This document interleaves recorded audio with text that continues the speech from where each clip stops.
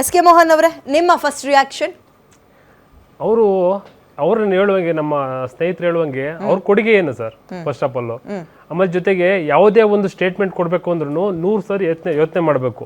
ಅದು ನಿಮ್ಮ YouTube channel ಏನೋ ಒಂದು ವ್ಯೂಸ್ ಬರುತ್ತೆ, ಒಂದು ಕಮೆಂಟ್ ಬರುತ್ತೆ, ನಾವು ಲೈವಲ್ಲಿ ಇರ್ಬೋದು, ಒಂದು ಕಾರಣಕ್ಕೋಸ್ಕರ ಏನೋ ಸಿಕ್ಕಾಪಟ್ಟೆ ಒಂದು ವೈರಲ್ ಆಗ್ಬಿಡುತ್ತೆ ಕೆಲವೊಂದು ವರ್ಡ್ಗಳು ಯೂಸ್ ಮಾಡಿದ್ರೆ ಅಂತ ಸ್ಪೆಸಿಫಿಕ್ ಆಗಿ ನಾನು ನೋಡಿದ್ದೀನಿ. ಅದೆಲ್ಲ ಎಂಟೈರ್ ಇದು ಸ್ಪೆಸಿಫಿಕ್ ಆಗಿ ನೀವು ಆ ಕಾಂಡೋಮ್ದು ಬಗ್ಗೆ ಇರ್ಬೋದು, ಕಬಾರ್ಡ್ ಬಗ್ಗೆ ಇರ್ಬೋದು, ಏನೇ ನಿಮ್ಮ ವೃತ್ತಿಲಿ ಈಗ ನೀವು ಏನು ಮಾಡಿದ್ದೀರ ಕಂಡ್ರೆ ಇಂಡಸ್ಟ್ರಿಗೆ, ನಿಮ್ಮ ವೃತ್ತಿಲಿ ನಿಮ್ಮ ಕೊಡುಗೆ ಏನು? ಫಸ್ಟು ನಾನು ಕರೆಕ್ಟ್ ಇದ್ದೀನಾ? ನಾವೊಂದು ಅಲಿಗೇಷನ್, ಇನ್ನೊಬ್ಬರು ವ್ಯಕ್ತಿ ಮೇಲೆ ಅಲಿಗೇಷನ್ ಮಾಡಬೇಕು ಅಂತಂದರೆ ವಿತೌಟ್ ಪ್ರೂಫ್ ಹೆಂಗೆ ಹೇಳ್ತಾರೆ? ಈಗ ಹಂಗಾದ್ರೆ ನೀವು ಹೇಳಿದ್ರಲ್ಲ, ಇದು ಒಂದು ಉತ್ತರ ಕೊಟ್ರಲ್ಲ, ನಾನು ನಿರ್ಮಾಪಕ ಸಂಘದ ಒಬ್ಬ ಸದಸ್ಯನಾಗಿ ನಾನು ಕೇಳ್ತೀನಿ, ನೀವು ಇದುವರೆಗೆ ಯಾರ ಜೊತೆ ಗುರುತಿಸ್ಕೊಂಡಿದ್ದೀರಾ? ಅವರು ಇದೇ ರೀತಿ ಮಾಡ್ತಾರಾ? ಇದೇ ಪ್ರಶ್ನೆ ಬರೋದು. ಅದು ಇದೇ ರೀತಿ ಮಾಡಿದ್ರೆ ಹಿಂಗ್ ಬಂದಿದೆ ಅಂದ್ರೆ ನೀವು ಯಾವ ಹೀರೋ ಜೊತೆ ಓಡಾಡ್ತೀರಾ, ಹಾಗಾದ್ರೆ ಅವರಿಗೆ ನಿರ್ಮಾಪಕರು ಈ ಸೌಲಭ್ಯಗಳನ್ನ ಒದಗಿಸಿದಾರಾ, ನೀವು ಅದು ಗಮನಕ್ಕೆ ತಗೊಂಡಿದ್ದೀರಾ, ಅದನ್ನ ನೋಡಿ ಇಲ್ಲಿ ಸ್ಟೇಟ್ಮೆಂಟ್ ಕೊಟ್ರ? ಸಹಜವಾಗಿ ಕಾಡು ಪ್ರಶ್ನೆ. ಹೌದು, ಅದಕ್ಕೆ ನೀವು ಕ್ಲಾರಿಟಿ ಕೊಡಬೇಕು. ಗಾಳಿಯಲ್ಲಿ ಗುಂಡು ಹೋಗೋ ರೀತಿ ಹೇಳ್ಬಿಟ್ಟು ಸ್ಟೇಟ್ಮೆಂಟ್ ಕೊಡೋದಲ್ಲ. ನಿಮ್ಮ ಏನು ನಿಮ್ಮ ಇಷ್ಟು ವರ್ಷ ಎಕ್ಸ್ಪೀರಿಯನ್ಸ್ ಇದೆ, ನೀವು 100 ಜೊತೆ ಗುರುತಿಸ್ಕೊಂಡಿದ್ದೀರಾ, ಹಾಗಾದ್ರೆ ನೀವು ಎಲ್ಲ ಮಾಹಿತಿ ನಿಮ್ಗಿದೆ, ಬಲ್ಲ ಮೂಲಗಳಿಂದೆಲ್ಲ ಬರ್ತಾ ಇರುತ್ತೆ.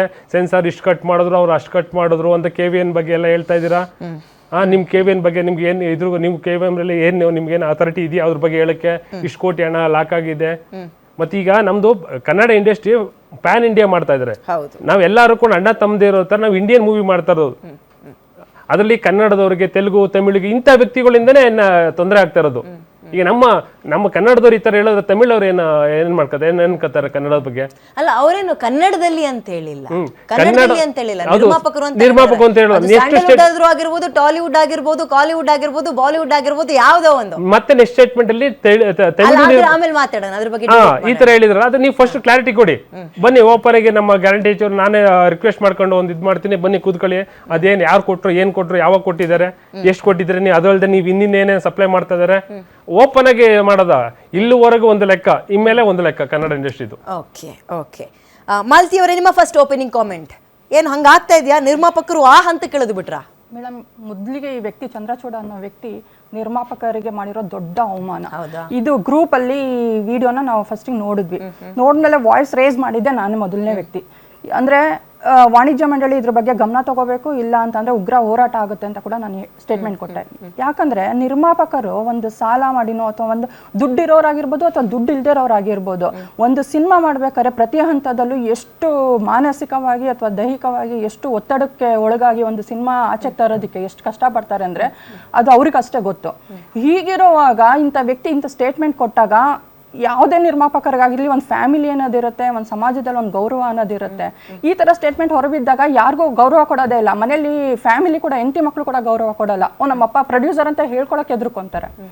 ಹಿಂಗಿರುವಾಗ ಇಂಥ ಸ್ಟೇಟ್ಮೆಂಟ್ ಕೊಡೋದು ತುಂಬಾ ತಪ್ಪು ಅಂತ ನನ್ನ ಅನಿಸಿಕೆ. ಅಂದ್ರೆ ಅವ್ರು ಹೇಳಿರೋ ಅರ್ಥ, ಹೀರೋಗಳಿಗೆ ಹೇಗ್ ಬೇಕಾದ್ರೂ ಬಗ್ಗು ಬಿಡ್ತಾರೆ, ಹೇಗ್ ಬೇಕಾದ್ರೂ ಹೀರೋಗಳು ನಿರ್ಮಾಪಕರನ್ನ ನಡೆಸ್ಕೊಳ್ತಾರೆ ಅನ್ನೋ ರೀತಿ. ಹಾಗಿದ್ರೆ ಇವರು ನಿರ್ಮಾಪಕರಾಗಿದ್ರೆ ಇಂಥ ಸ್ಟೇಟ್ಮೆಂಟ್ ಕೊಡ್ತಿದ್ರ ಮೇಡಮ್? ಒಂದು ಸಿನಿಮಾ ನಿರ್ಮಾಣ ಮಾಡಿದ್ರೆ ಇಂಥ ಸ್ಟೇಟ್ಮೆಂಟ್ ಇವ್ರು ಕೊಡ್ತಿದ್ರ? ಹೇಗ್ ಕೊಡ್ತಾರೆ? ಯಾವ ನಟರು ಅದನ್ನ ಬಳಸ್ಕೊಂಡಿದ್ದಾರೆ ಹೇಳಿ? ಈಗ ನಾವು ಪ್ರೊಡ್ಯೂಸರ್ ಹಾಗೆ ಇಲ್ಲ ಸಿನಿಮಾ ಇಂಡಸ್ಟ್ರಿಲಿ ಅಂತ ಹೇಳ್ತೀರಾ, ಅಥವಾ 100% ಇಲ್ಲ ಗೊತ್ತಿದ್ರೆ ಹೇಳಿ? ಇದೆಲ್ಲ ಏನ್ ಗೊತ್ತಾ, ಅವರು ಇದು 100% ಯಾರು ಮಾಡೋದಿಲ್ಲ.